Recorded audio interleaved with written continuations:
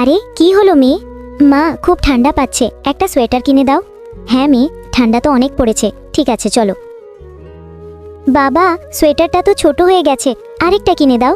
ঠিক আছে বেটা, চলো তোমাকে বাজার থেকে নতুন সোয়েটার কিনে দিই। আরে রামু, এই নাও, তোমার মেয়েকে দিয়ে দিও। আরে কাপড় ছোট হয়ে গেলে তারা তো অন্য কাউকে দিয়ে দেয়, আমিও একবার চেষ্টা করে দেখি। ভাই সাহেব, 1 মিনিট শুনবেন। বলুন ম্যাডাম, কি হয়েছে? যদি আপনার কাছে ছোট সোয়েটার থাকে তাহলে আমার মেয়েকে দিয়ে দিন, ও পরবে। ম্যাডাম, একটু আগে আমার ছেলের একটা ছোট সোয়েটার ছিল, কিন্তু আমি আমার সিকিউরিটি গার্ডকে দিয়ে দিয়েছি, এখন আর নেই। মা চলেন বাড়ি যাই। আরে আমি আমার মেয়েকে একটা সোয়েটারও দিতে পারি না? না, আমাকে কিছু করতে হবে। এই নাও বেটা, তোমার জন্য সোয়েটার কিনে এনেছি, পরে দেখাও তো।